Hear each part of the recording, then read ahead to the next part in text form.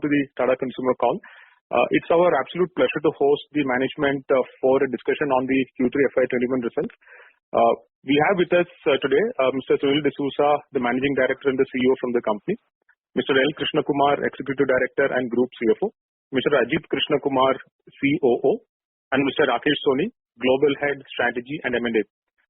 Over to the management for the opening remarks and for further proceedings, please. Hi Manoj, thank you so much.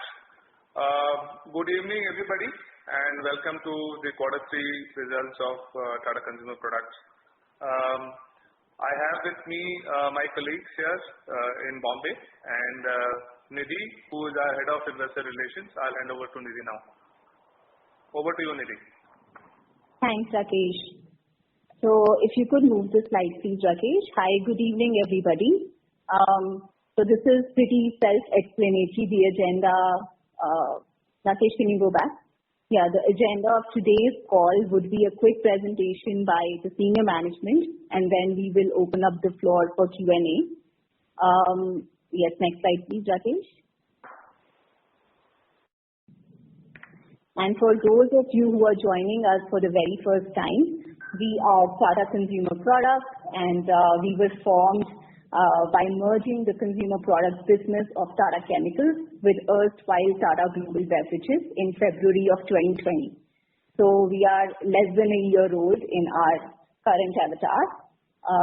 We of course are home to some of the most iconic brands like Tata Salt, Tata Tea, Tetley, 8 O'Clock Coffee and some of the more younger and emerging brands like Tata Sampann and Himalayan. So that's us in a nutshell. I would like to now hand it over to Sunil. Sunil, over to you, please. Thanks, Nidhi. Thank you everyone for joining us today. If I take you through the executive summary of our performance for the quarter ended December 2020, during the quarter our consolidated revenue was up 23% year-on-year with group net profit up 29%. The India business top line accelerated sequentially while international markets also delivered a strong performance. Overall, all in, the India business grew by 36%, led by packaged beverages, which was up 43%, with 10% volume growth. India Foods business also was a 12% volume growth and grew 19% on revenue.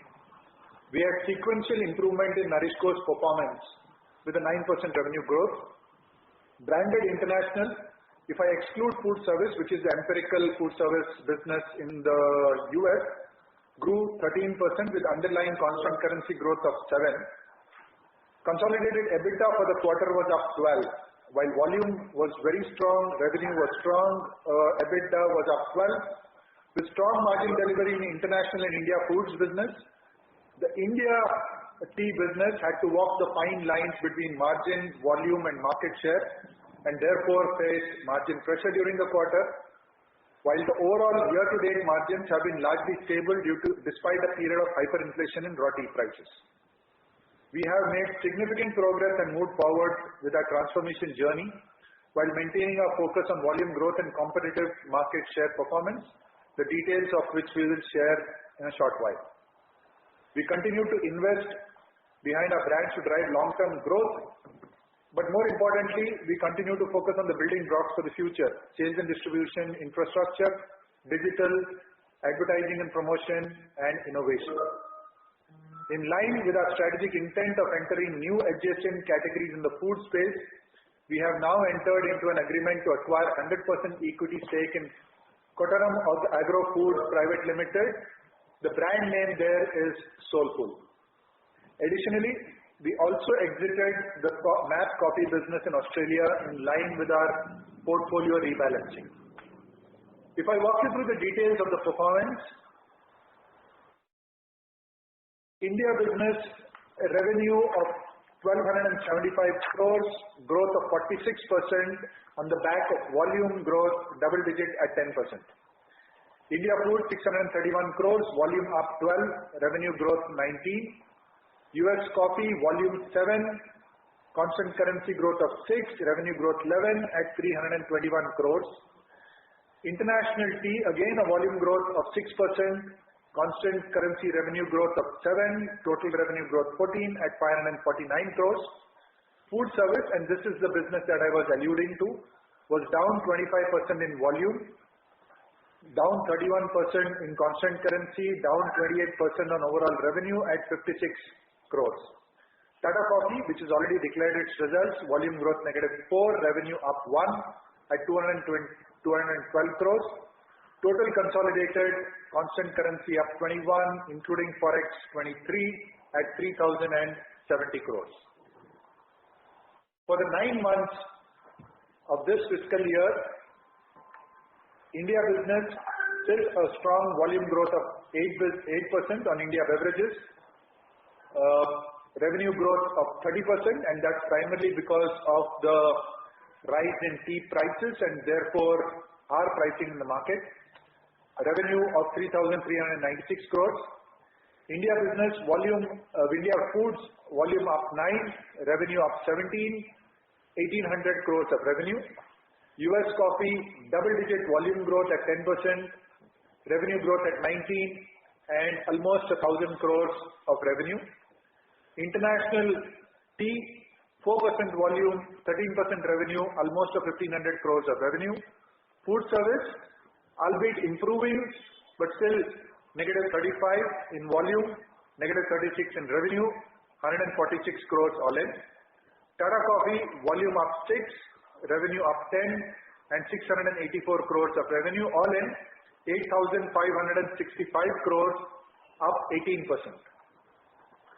In summary, for the quarter, 3,070 crores, up 23% on revenue. EBITDA at 365, up 12%. Profit before tax of 298 crores, up 13%. And group net profit at 237 crores, up 29%. Margins at 12%, almost 12% on EBITDA, but down 120 basis points versus the same quarter year-on-year. Profit before tax, 9.7% margin, down 90 basis points, but group net profit up by 30 basis points at 7.7%. Our EPS was 2.37, up 29%, and we've got now net cash of 1,550 crores sitting on our balance sheet. For 9 months, 8,565 crores, up 18%, revenue 1,253 crores, EBITDA up 26%, PBT 1,080 crores, up 29%, group net profit 856, up 47%. We have grown margins on a 9-month basis across EBITDA, PBT and net profit, and EPS up by 50% at 8.71. Now we have outlined 6 strategic priorities, and we've talked about it in the past, starting with strengthen and accelerating core business, driving digital and innovation, unlocking synergies, creating a future-ready organization, exploring organic and inorganic new opportunities, and embedding sustainability. To give you a glimpse of how we progress against those priorities, starting with strengthening and accelerating our core business and powering our brands. So we have started our ATL drive, especially in the south. So this is what you see our partnership with the IPL team in Tamil Nadu. We strengthen our position on Tata Gold in the east. We ran a digital campaign and we continue to run digital campaigns behind Tata Sampann Spices, leveraging our celebrity chef, Sanjeev Kapoor. We advertise value-added salts after a long time, leveraging Kaun Banega Crorepati. I will talk to you about the results in a bit, and continued to power A&P behind base salt on the iodine differentiation.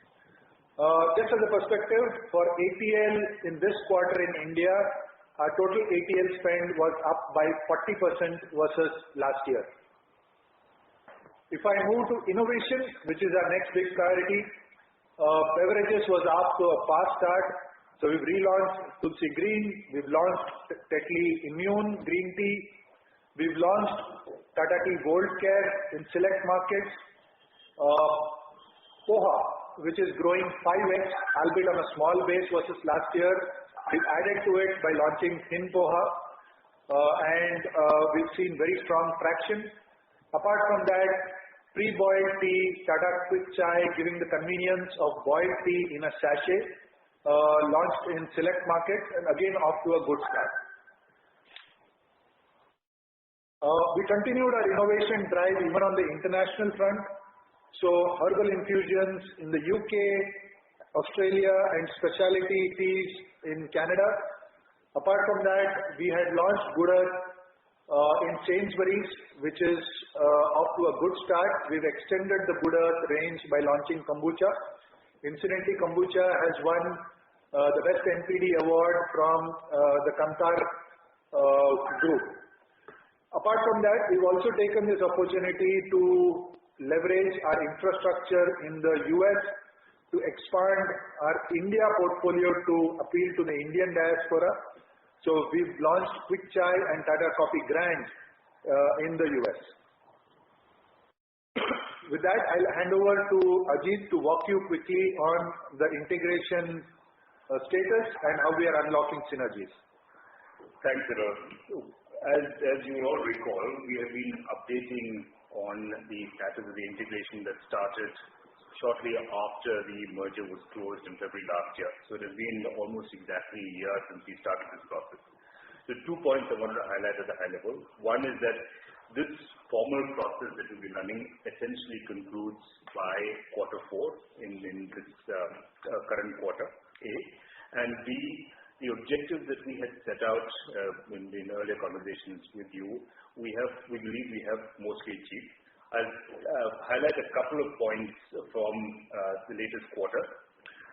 I think we mentioned last time that the synergy identification had been done and that synergies had actually started flowing through. Those have been flowing through, and some of that is visible inside our results. They are consistent with or slightly better than what we announced when the original transaction was announced in May 2019. In terms of S&D, which is a significant focus here, and we'll come to that more in a minute, the substantial infrastructure of the India S&D has been complete. It would include, for example, a consolidated distributed channel partner. So we have essentially a common distributor across most of India for our foods and our beverages business. The digitization of that when it comes to urban is complete. Rural is essentially very far along in terms of its rollout. In terms of the backend, for example, the CFA consolidation that has been completed for the north and east of India. We expect that to be completed by Q4 this year. In terms of digital also, we have made substantial progress. We expect to go live in India with the ERP S/4HANA in this quarter. We've also gone live with our integrated business planning software for demand planning in Q3, and the supply planning piece of that will go live now. So we are substantially along the way, and we will conclude, as I said, by this quarter. The critical piece to leave here is that these are essentially enablers for the performance that we hope to generate. Some of that is already visible, and I'll hand it over to Sunil to walk through what this is meant for example, our sales and distribution network. Thanks, Ajit. So on this slide, you will see the integration update in terms of sales and distribution. So we have substantially completed our entire combination of distributors, and all our distributors are now 100% food and beverage. We've trimmed down the number of distributors by about 63% and got scale and focused distributors. But that said, while the number of distributors has come down by 63%, dedicated sales reps and feet on street has gone up by 30%. This is in line with our target to doubling direct distribution in 12 months from start of the integration. Outlets built, unique outlets built for 3 months are up by 65%. And the best part is 80% of these outlets are now built monthly, which shows a frequency of coverage that we needed to put in place. Rural feet on street, we've got about 700 TSOs out on the streets, which is 3x of the number that we had. We've got exclusive distributors and now direct servicing for a large chunk of modern trade and e-commerce. 100% of our distribution and channel partners are integrated in terms of automation, and therefore we have real-time access to data.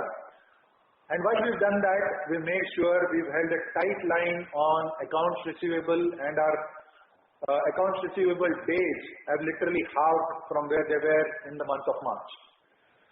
This just proves that we are moving from a largely wholesale model to more of a retail servicing model.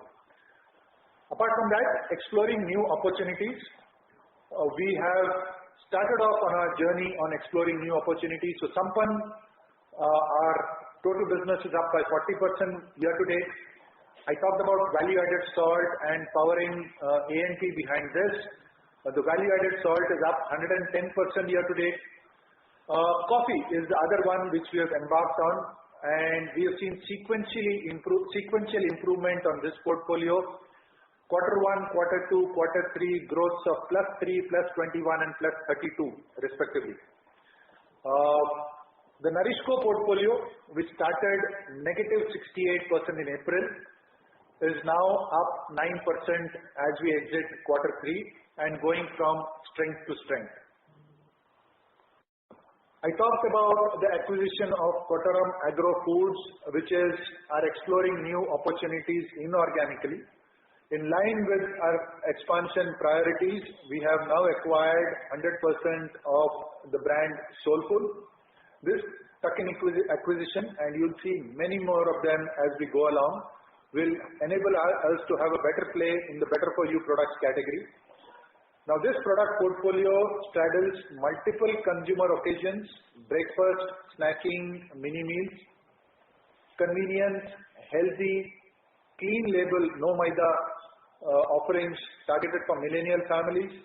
It's a strong brand built in select urban markets, and the key out here is select urban markets, because their total reach is 15,000 outlets.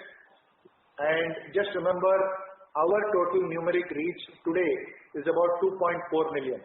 We started off in March with 2 million, expanding our S&D. We are now at 2.4 million outlets. Soulfull starts with 15,000, therefore giving us a huge opportunity to expand this brand across the country. It's got a young, passionate, purpose-led management team, which we retain as we go forward. It's got in-house manufacturing and R&D capabilities, allowing us for portfolio expansion very quickly. And they've got a strong NPD pipeline in the works, which allows us to expand the business. In terms of a transaction overview, we acquired 100% of the shares for a consideration of 156 crores. The company is to be renamed Tata. Company is to become a 100% subsidiary of Tata Consumer Products. The transaction is expected to close by end of this quarter, and it will be integrated. I did talk about the synergies of 15,000 outlets versus 2.4 million, which is our total numeric reach, and therefore scope to unlock significant synergies in sales and distribution. Apart from that, the back end in terms of procurement, manufacturing, logistics is the other piece, I think, which we can unlock. We're looking at adding the Tata brand. Consumer research shows us that adding the Tata brand only strengthens its credentials and takes it completely to a new platform. We have the innovation center at Pune, which already has very strong knowledge on millets and the like, and therefore we can leverage our R&D capabilities to build a platform for the future. And the strong and passionate team that we acquire with Soulfull, supplemented with TCPL expertise, will create magic. Definitive agreements have been signed. We expect to close by Q4 2021, and we will then commence operational integration. In line with our strategic priority on embedding sustainability, we continue to focus on ESG. For the second year in a row, we've featured on the CDP A- list.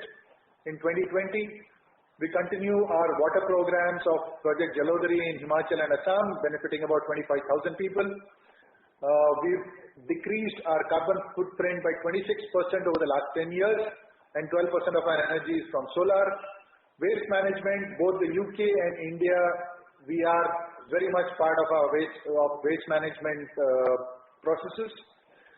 Sustainable sourcing, we won the trustee program won CII Food Future Foundation National Award, which recognizes our work done.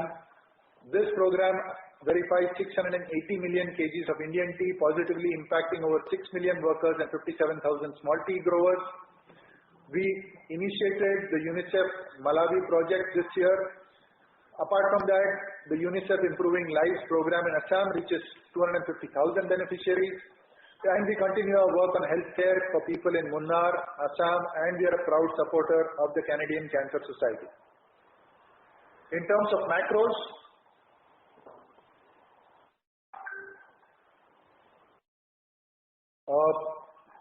no big news on the left-hand side. All our three major markets are coming back very strongly.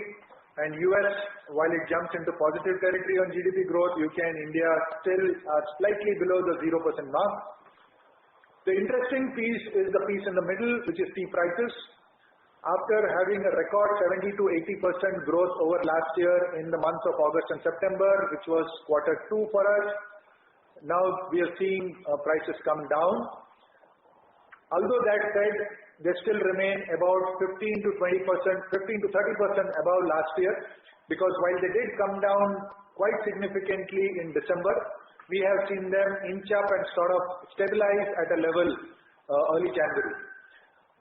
Coffee prices, while Arabica coffee prices saw a slight uptick, Robusta was largely stable.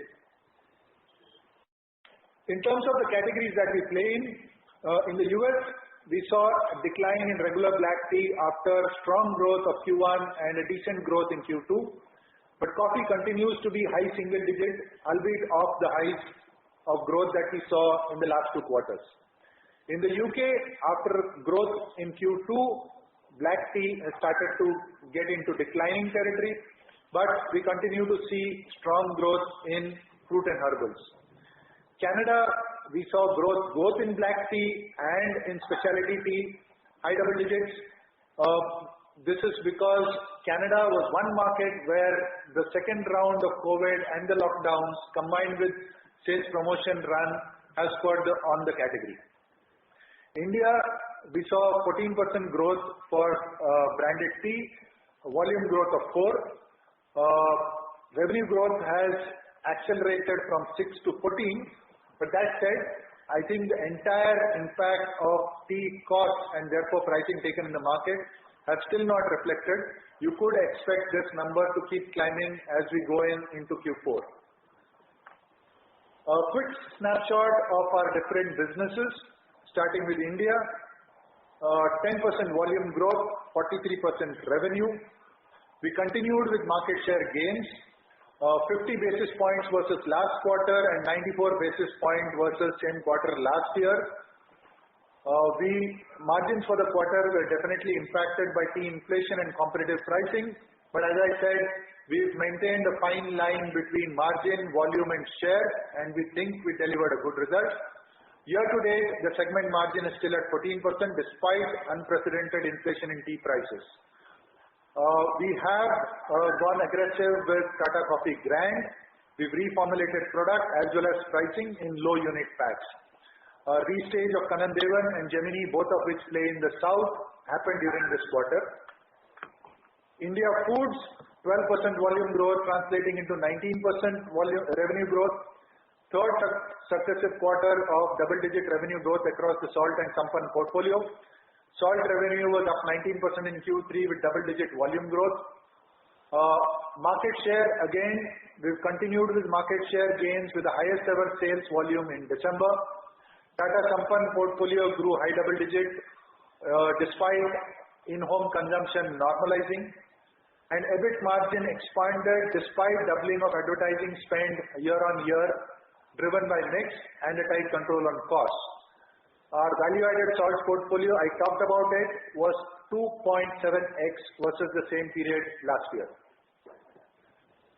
Nourishco, I talked about it, starting from a negative base in Q1. April was actually -68, is now growing, up 9%, 33 crores in revenue.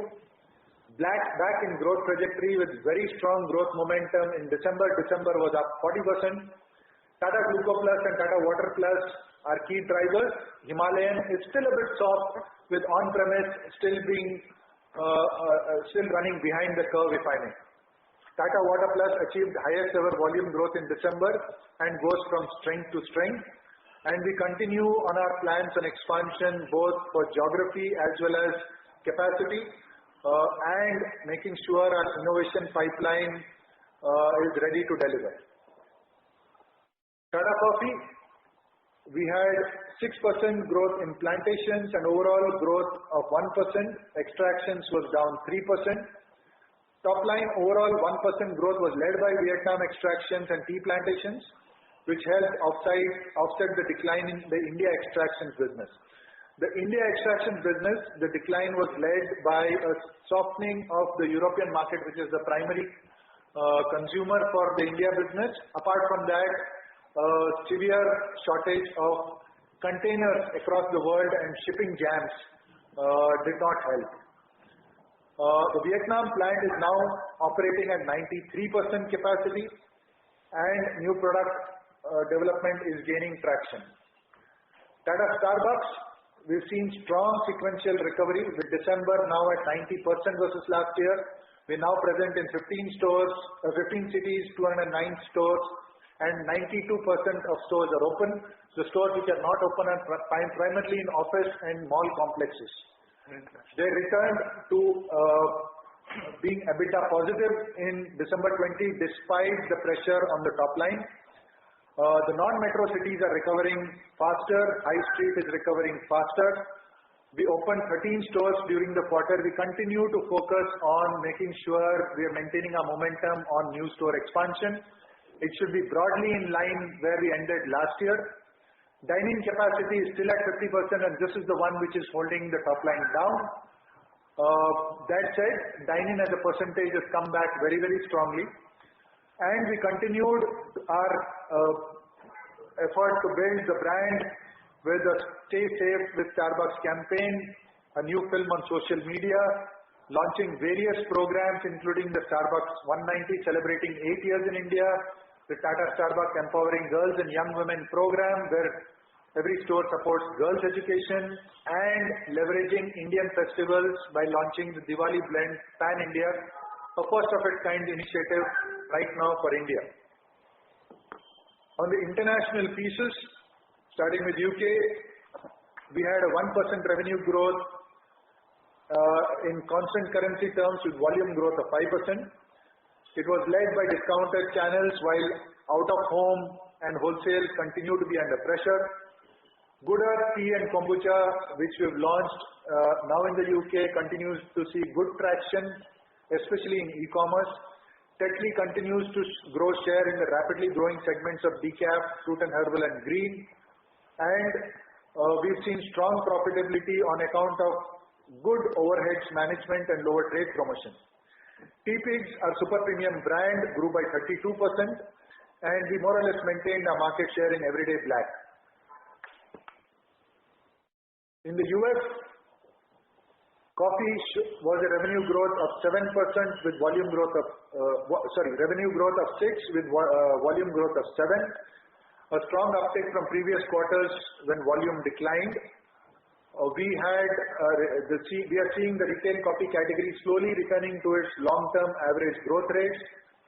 E-commerce channel continues to grow at an accelerated pace and we are more or less maintaining our market share around the 5% mark in the US market. Tea, excluding Empirical, which is our out-of-home business which has got impacted, we've seen robust growth of 18% against a volume growth of 22%. Especially strong growth seen in the Good Earth new launches of sensorial blends, and the tea category continues to be driven by the specialty tea. I did talk about the food service business that continues to remain under pressure with the second wave of COVID not helping us, but we continue our innovation focus overall on coffee. Cafe Arriba launched in select Hispanic Florida markets and continuing to run promos behind 8 o'clock, including raising marks to those who have served in the American military and offering free bags of 8 o'clock on Veterans Day. Canada, which is a strong market, exceptional revenue growth of 24% on the back of 19% volume. Canada was one market where we saw an upsurge again with the second round of lockdowns. We have not seen a similar upsurge in the UK or the US. We have seen a 41% revenue growth in specialty tea outpacing the market. And Tetley continues to be the number one brand in the market, both in regular and specialty now. We launched a range of Tetley Super 3.0 range in Canada, and strong profitability in Canada driven by higher sales as well as a strong control on overheads. In other updates, we have maintained close to 30% market share and continue to run extensive ATL campaigns in Canada. In terms of awards and recognition for the company overall, for our annual report, we received an award from the League of American Communications Professionals. I talked about Tata Consumer Products receiving an A- in CDP and being recognized in CDP's leadership band for the second year in a row. Sustainable sourcing, the Trustee TCP partnership, receiving an award from the CII Food Future Foundation, and 6 of our packing centers received food safety awards from CII, including one for outstanding performance. Apart from that, we were voted the number one brand in the tea sachet category for the 8th consecutive year in Portugal. With that, I hand over to Mr. L. Krishna Kumar for highlights on our financial performance. Thanks, Sunil, and good morning, evening, good afternoon, everyone. So I'll walk you through highlights of the financial performance. As Sunil said, overall, it's been a strong quarter with 23% growth in top line and 29% in bottom line. Though the India business was impacted by the inflation in the tea cost, and we chose to focus on volume and share.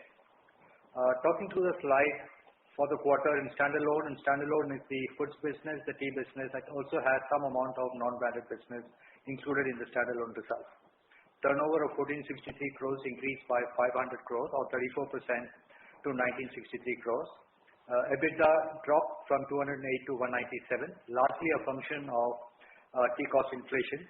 Overall, the foods business did well with improved margins, but profitability was impacted in the tea business. Moving on to the consolidated revenues, 2,493 crores in the previous year, increasing by 577 crores or 23% to 3,070 crores. Of this increase, roughly about 7% or little more is attributable to volume growth, and we saw volume growth across all markets and categories. In terms of operating profit, up by 39 crores, 12%, lower than the growth in turnover because of inflation in tea cost. Moving on to the next slide, consolidated financials. Just walk you through some of the key line items. For the quarter, revenue at 3,070 crores, up by 23%, of which 2% is FX, roughly 7% is volume, and the balance is price increases to cover tea inflation and some amount of price increases or reduced promotion intensity in different markets. The increase in EBITDA, apart from tea cost inflation, includes also higher spend on brand and overall tight control over discretionary costs and various elements in the cost line. EBIT at 300 crores is higher by 13% compared to the same period last year. Moving on to tax, you will find the tax at 55 crores is lower compared to 75 crores in the previous year. There are 3 reasons for that. One is the change in mix, and it's been a strong quarter for the international business with a lower rate of tax. There's also been an element of restructuring, and thirdly, there have been some completion settlement of assessments. So there have been some credits consequent to that. Talking about performance for the 9 months, revenue 8565 crores, an increase of 18%. EBITDA margin 14.6%, an increase over the same period last year. So on a YTD basis, operating margin is higher than the previous year, though for the quarter we have been impacted by tea cost inflation. PAT 860 crores compared to 585, a 47% increase. So overall strong YTD performance, little bit of impact on margins in India, and that's consistent with the overall trend for the industry, and we are focusing on volumes and gaining market share. Moving to the standalone financials, revenue up by 34%, operating margin lower than The operating margins for the quarter standalone lower than the previous year, again impacted by tea costs. PAT is also lower because of the reasons that we have explained. For the 9 months, revenue from operations higher by 22% and PAT higher by 19%. Operating margins stable for 9 months in India compared to the same period last year. Moving on to segment performance. India Beverages, an increase of 46%, and we saw earlier in Sunil's summary slide that the revenue growth was about 10%. India Foods, an increase of 19% in revenue, of which 12% was volume. International Beverage, an increase of 9%, and the underlying volume growth is different in different markets, but roughly a 6% growth in coffee and a 6% or thereabouts growth in tea, excluding out of home. So overall, it's been a quarter of robust volume growth coupled with price increases. Moving on to the segment results. In India, segment profit lower by 38%, 79 crores versus 128, largely a function of tea cost inflation in India. India Foods, strong profit growth, 41% improvement, good growth in salt volumes. But in addition to growth in salt volumes, it's also an element of premiumization as some of the new salt variants and new Sampann variants have done exceedingly well, improving the premiumization, the level of premiumization in the product mix. International Beverages, 123 crores versus 79 crores, an increase of 56%. The volume growth is a major contributor, but in addition, it is also mixed because we had strong performance in Canada, outstanding performance by Teabrix, which is a premium brand, and also an element of cost control, which helped to achieve a fairly record operating profit from the international business. If you move on to the pie chart on the right, India Beverages 45% of the total revenues, India Foods 22%. Together, India business accounts for almost 2/3 of the total revenue. Moving on to the segment results, India Beverages 27%, lower in relation to turnover this quarter, though on a YTD basis, the trend is different. International Beverages profitability contribution to the total is higher at 41% compared to the earlier quarter. So that's it on the financials. We're happy to answer any questions. I'll just walk you quickly through the outlook for the business. All of you are aware that the COVID-19 vaccination programs have started in various countries, and this should help with economic growth beginning next year. The Indian economy especially seems to be on a recovery path with key macro indicators moving up and all in-home consumption categories normalizing. The second wave of COVID-19 in the US and UK does present us some level of uncertainty because A, we are not seeing the pantry loading that we saw last time around, and second, we are seeing lower footfalls in retail stores, and that could put a bit of pressure. Tea inflation, we talked about it, in India remains a challenge in the near term. But given all the building blocks that we are putting in place, we remain very, very confident of the medium to longer term. But we need to navigate margin pressure by staying focused on volume and share growth in the near coming quarters. With distribution expansion in progress and growth in momentum in India Foods, Beverages, and ready-to-drink business, we expect to see continued momentum in these businesses.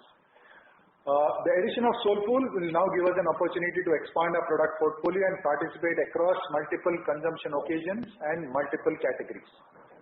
The international business is expected to normalize once the vaccination program is complete, which hopefully should be either late Q4 or somewhere in Q1. We should start seeing trends coming back to normal. Meanwhile, we will continue our transformation journey that will help us deliver on our strategic priorities. With that, we come to the end of this presentation and we would open the floor to questions. Thank you very much. We will now begin the question and answer session. Anyone who wishes to ask a question may press star and 1 on the touchtone telephone. If you wish to remove yourself from the question queue, you may press star and 2. Participants are requested to use handsets while asking questions. Ladies and gentlemen, we will wait for a moment while the question queue assembles. To ask questions, please press star and 1. The first question is from the line of Arnab Mitra from Credit Suisse. Please go ahead. Yeah, hi. Good evening. Thanks for taking the question. My first question was on the salt business, where you've seen this very high growth in the last couple of quarters in the value-added premium salt business. So my question was that in terms of after this growth that you've seen, approximately what part of your salt portfolio would be, would be value-added? And do you get a sense that there has been actual offtake growth in these products to the level of your growth, or there is a bit of distribution or pipelining as you have expanded distribution? And where I'm getting at is, do we see this one-time very large jump here, or do we see this actually being a very fast-growing segment within your salt, let's say, for a 3 to 5 year view also? So let me leave you with 2 or 3 points, and I'll ask LK to jump in. Number one is we have seen share gain in salt. So it is obviously not only volume and distribution expansion that has led in part to volume growth as well as share growth. That's number one. Number two, we've always maintained that we have a good opportunity in salt to expand the business both on the mass end where we have local brands and unorganized players as well as on the premium end. With that, we are now, focused on the higher end and we are seeing traction there, but we are also seeing growth on the lower end. So I would say it's a combination of distribution expansion, it's ATL as well as expansion of portfolio because of which we are seeing growth. I do not think distribution and channel loading, if that is what you are referring to, has played any significant part in the salt growth.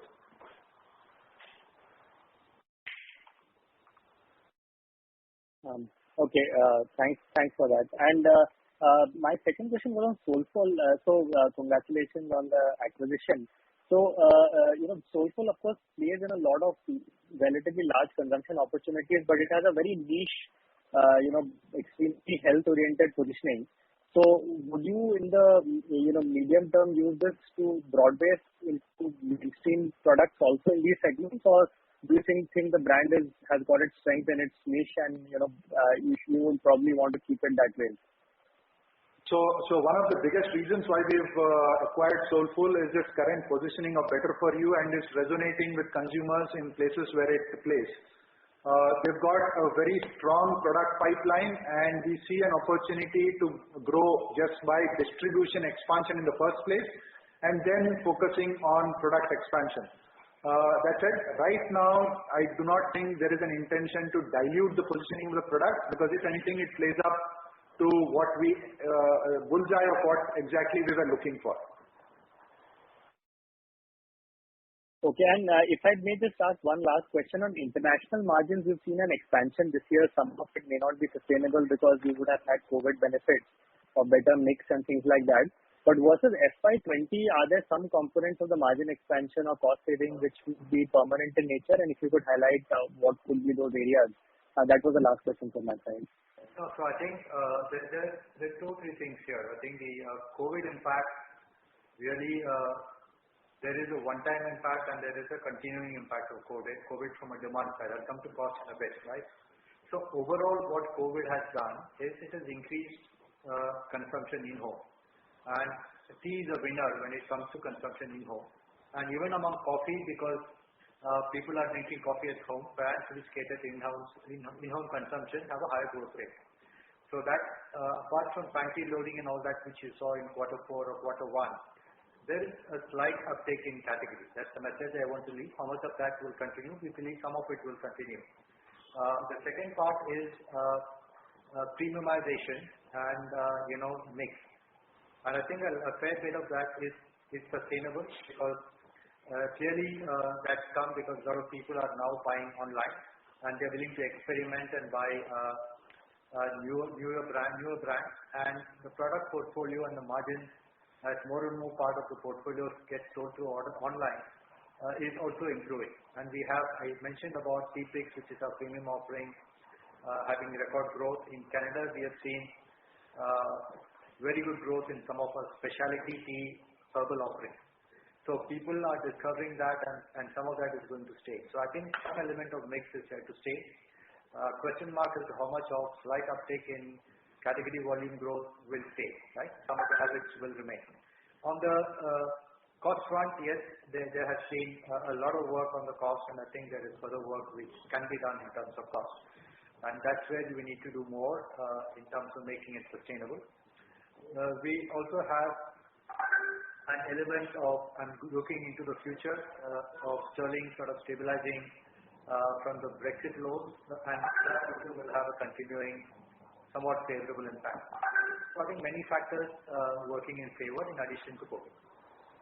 But we have to work hard to make it sustainable, and the demand, how much of this will continue, we need to watch. Thank you so much, and all the best.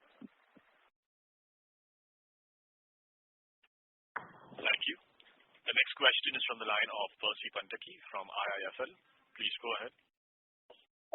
Hi, good evening team, and congrats on a set of good numbers. I have two questions. Let me put both of them up front. So first is pretty straightforward. If you can give some idea on Soulfull in terms of the total turnover and the gross margins of the company, that would be really helpful. And secondly, on the price increases, see, you have done 43% value growth and 10% volume growth.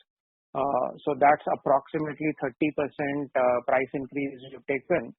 And I have two sub-questions to this. So first is the 30% price increase, and correct me if my inference here is wrong, is higher than what the other large player in the market has taken. So does this sort of not worry you from a competitive standpoint? Because if not now, over a longer period of time, this price differential, I mean, will it sustain and at what cost?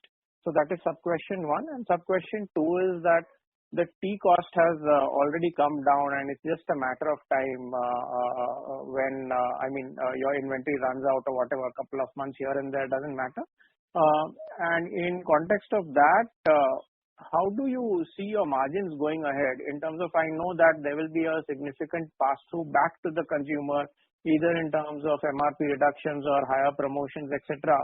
But since the decline in tea prices will be so sharp, given that they are at such a high base, is there any chance that there will be some retention of this going forward? So Percy, let me take a punt at answering your questions, and then I'll ask Mr. Krishna Kumar to jump in. Number one is on Soulfull. It's about 39 crores of turnover in the last fiscal year, and margins are accretive to our business. That's number one.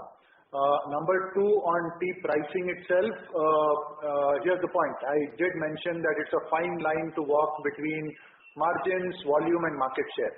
That said, just as a perspective, I think the critical point to note is market share. I did mention that we have gained share quarter on quarter, and we are up by about 90 basis points versus same quarter last year. So you would see that we are not ceding ground significantly to competition. In fact, we are inching ahead. That's number one. Number two, while you mentioned that tea prices are coming down, tea costs are coming down, you're right, but I did say that they were still about December, they did come down, and January they started inching up by about 10 rupees a kilo again at the auction. So I would say they're operating between about a 20 to 30% premium, about 25 to 30% premium on the same period last year. Now, how fast they will go down and where they will go down, I mean, your guess is as good as mine. But our calculation is hopefully once the new crop comes in, which is end of April, sometime May, is when you will start seeing prices to start softening. And after that, yes, there might be an unwinding, but we will play it by the year, make sure that we are being competitive at the same time. We are making sure we're protecting volume and share. I'll ask LK to add if I missed anything. So I just two additional comments. One is the 30%, there is this element of mix also, that there's some element of premiumization in that, so the mix may not be like to like when you compare it with somebody else. And secondly, you are basing a view based on a period, right? The timing of price increase may be different for us versus competition. I think some price moves have also happened subsequent to this quarter, so I would not be fixated about an accounting quarter, right? So we are conscious of the pricing of competition, and we Sunil said, are conscious of the level of share gain that we want to have. Percy, just the other thing I would like to add is, remember, one of the critical pillars for us to increase our market share and therefore volume is also our execution out in the market, whether it is in sales and distribution, whether it is in ATL spending or in innovation. We did show you an acceleration in innovation.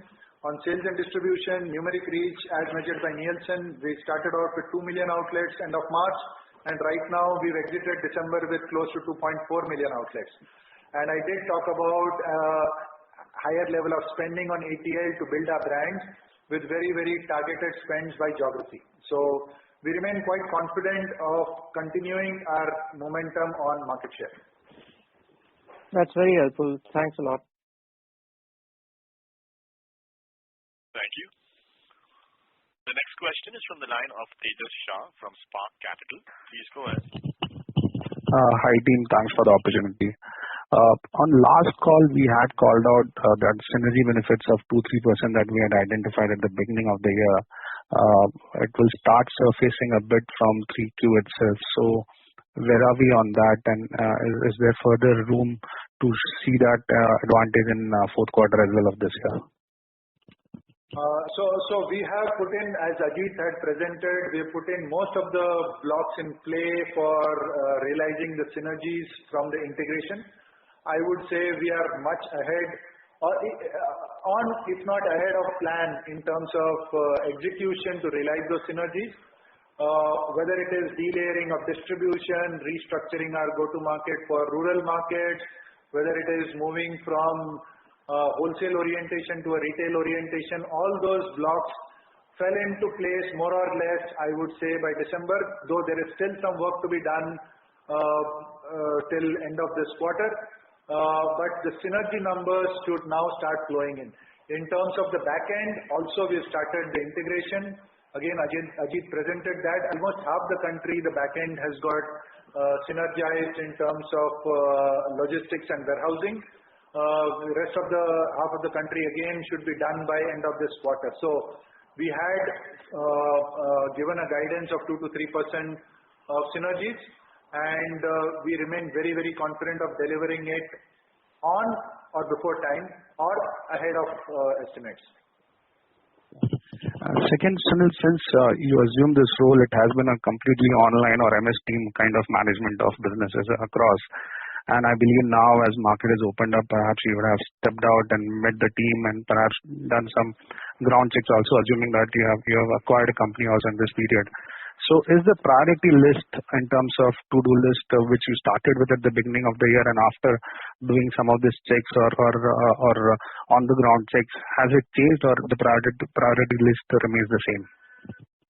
I think the list is a very, very long list, excepting the priority list doesn't change. So I don't think anything has changed in terms of the priorities. If we just execute the priorities that we've listed down, I think we will be in a good place. Sure.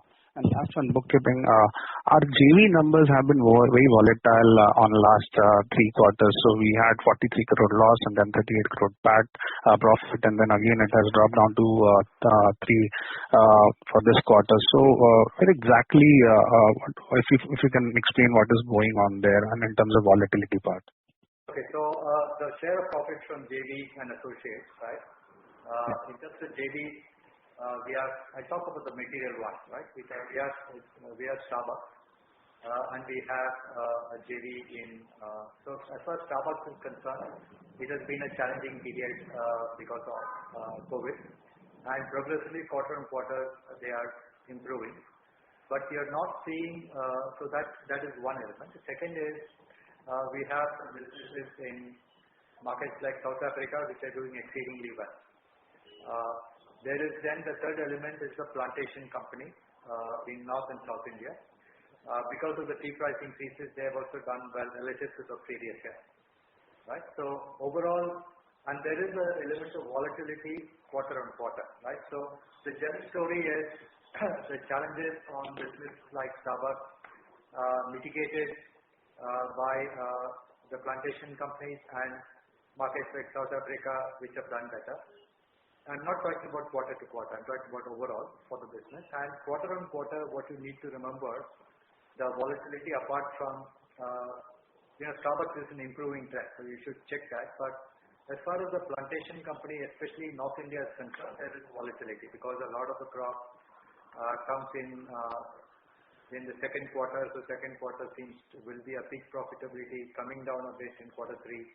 And then not having much crop in quarter 4. So that volatility of plantation will be there.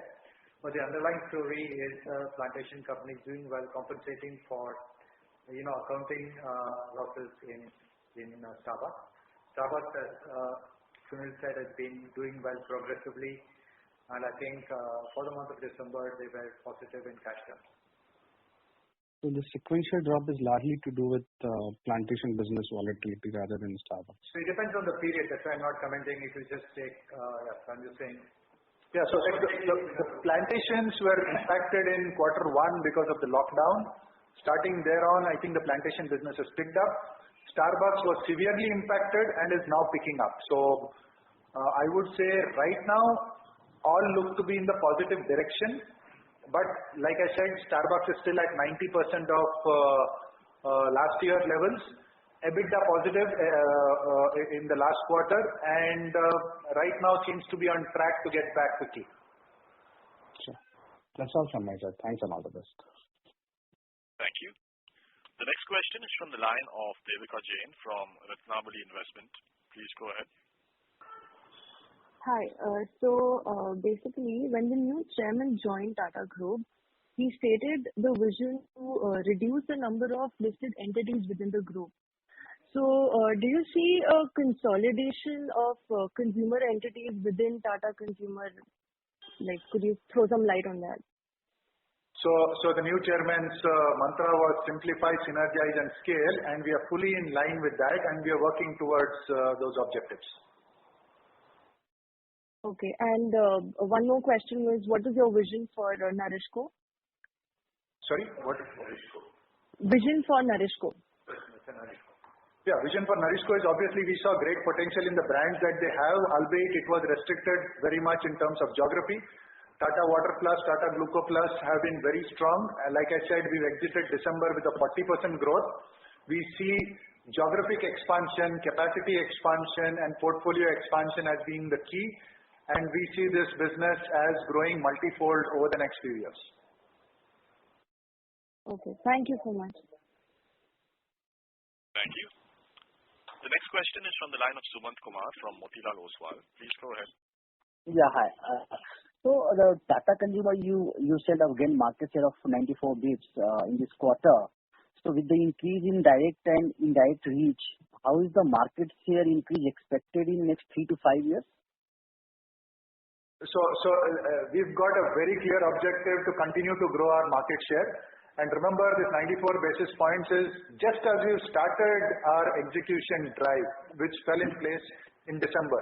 And the numbers of 94 basis points at December quarter 2020 versus December quarter 2019. Yeah. As we start executing and expanding our reach, especially direct reach, expanding our portfolio, making sure we power it with innovation and ATL, we do expect continued share momentum. Okay. And with the decline of more than 25% tea prices recently, and we have already taken price increase as on a date. So can we expect the gross margin is likely to be normalized in this coming quarter? As I mentioned, we've taken price increases, but not completely in line with the tea cost. Tea costs are expected to normalize by, I would say, early quarter 1 of next year.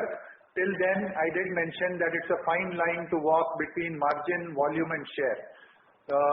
The tea prices have been volatile through this year. They did come down, and December probably saw the bottom, but again it has started to inch up in January. So I wouldn't hazard a guess on where it is headed and how it is headed. Only when the next season crop comes in, we do expect to see normalization. Thank you so much. Yeah, hi. We can take a couple of questions from the webcast now. I think the first question is from Pavas, and his question is, what will be the impact on the company post-budget disallowing amortization of goodwill for taxable income? Okay, would you take this? So we are still reviewing the fine print. But yes, there could be an impact in cash terms, but not so much in accounting terms. So we are trying to quantify. But there could be some cash outflow. It won't impact the numbers. Yeah. And another question is from Nikhil. He is from Swiss PMS, I guess. He said, we have made an acquisition of Kottaram. Also, we have a brand called Fabsta, which is also in ready-to-eat cook, although not in Tata Consumer. So, do we have any plans to integrate all such businesses? So, I will take this actually. So Nikhil, Fabsta is actually a private label brand of Star Bazaar, and it is not owned by Tata Consumer. So, it is their private label, and it will continue to be there because it's part of their strategy. Soulfull, which we are acquiring, is a brand which is largely into breakfast cereal and healthy snacks category, and that is fairly different from what Fabsta says today. Himanshu Nair, his question is, can you share your plans for Tata Coffee brand in the branded coffee market dominated by Nestlé Naturel? Yeah, I do believe that with the Tata Coffee heritage and the origins with us, given the Tata brand name, I do think we can make a decent dent into the coffee category. Nestle and Unilever dominate this category. Today we have an insignificant share. Will we become very, very significant? Probably not, but I do think we can make a meaningful play in the coffee category. Distribution, brand, ATL and disruptive innovation is what will play a part, and you will see these things coming out very quickly. So Raymond, we can take one last question. Maybe, Viraj from Securities Investment. Sure. The next question is from Viraj from Securities Investment Management. Please go ahead. Yeah, hi. Thanks for the opportunity. Just had three questions. One, on the tea business, if you can just provide how has our market share moved in the Hindi-speaking belt region, in last couple of months, last 9 months, how has the market share moved? Second is on the Sampann, brand and the India food business. We have been launched quite a couple of products, before taking over as well. And in last 9 months, we also added new products to the portfolio. So if you could just provide a more granular detail of how the product scale-up has been, and, are there any products which are more 50 crore or plus 100 crore kind of a scale, So how much of the growth is coming from new launches and the scale-up of the existing which we have? So if any color you can provide on that. That's all. Thank you. So I'm not sure I got the question on tea shares, but we did talk about growth versus last quarter as well as growth versus last year same quarter.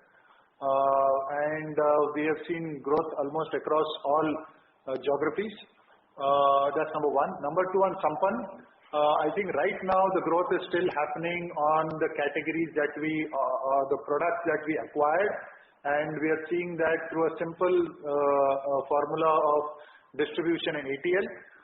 We're just embarking on our expansion of the Sampann portfolio, and Poha, Thin Poha I showed you is one example. But Poha, for example, we've had it for the last 1 year. Right now we're seeing about 5x growth on that Poha portfolio, and adding Thin Poha to it will only expand the business. But on Sampann, both for spices and pulses, you could expect to see more rapid launches coming up very quickly. So on tea, what I meant is, before we took our market share in the Hindi-speaking belt region was low single digit. So how has that moved, for us? Sorry, I didn't get you. And what region? Our market share in the Hindi-speaking belt region has been low single digit in the tea business, India tea business. So how has that moved for us in the last 9 months? I am not sure that actually one of our stronger territories is in the Hindi-speaking belt. Punjab, Haryana, UP, all these places, Delhi remain very strong markets for us. I'm not sure of the data on single digit. In fact, those are some of our stronger markets. So say MP and other markets, or Rajasthan, and those are the areas where, market share has been traditionally low. So as I mentioned, I won't comment state by state per se, but overall we're gaining market share and we are happy to see the momentum. Okay, thank you. I think, we can take one last question. Sure. We take the next question from the line of Nikhil from SIMPL. Please go ahead. Hello, am I audible? Yes, please go ahead. Yeah, sir, thanks for the opportunity and congrats on good set of numbers. Sir, my question was on Starbucks, where you mentioned that we are operating at 77% and still we've turned EBITDA positive. So is it some structural changes at the operating level which we have brought in, which has helped us to reach this level, which means that probably as we come back to that 100% of the revenues of our pre-COVID operations, our margin profile could be much better than what we were doing earlier. So has there been any structural changes which we have brought in at the operating level? So 77% is the index of the same store versus last year, the comps. But overall versus last year, because of the addition of stores, we are operating about a 90%. So we've increased scale and therefore leveraged fixed costs and the support center head office costs, if I may. That's number one. Number two, there's been a very, very strong focus on costs both at the center as well as in the stores, especially on rentals and other things. I think the team has done a phenomenal work of renegotiating rentals, etc. Going forward, now how those costs play out, your guess is as good as mine. But I do expect, because of our continued thrust on opening new stores, and as I mentioned, we expect to open close to the number of stores that we opened last year, even this year. So we do expect that we will come out stronger out of the COVID impact as we exit, and the business should be on very strong momentum. Fine. Thanks a lot. Yeah, I think we are good to go. So over to you, Nidhi. Yes, so in the interest of time, we are concluding. But if you have any further questions, please feel free to get in touch with us. And thanks for joining again. And thanks ICICI Securities for hosting us again. And we look forward to meet you all next quarter. Have a good evening. Thank you. Thank you.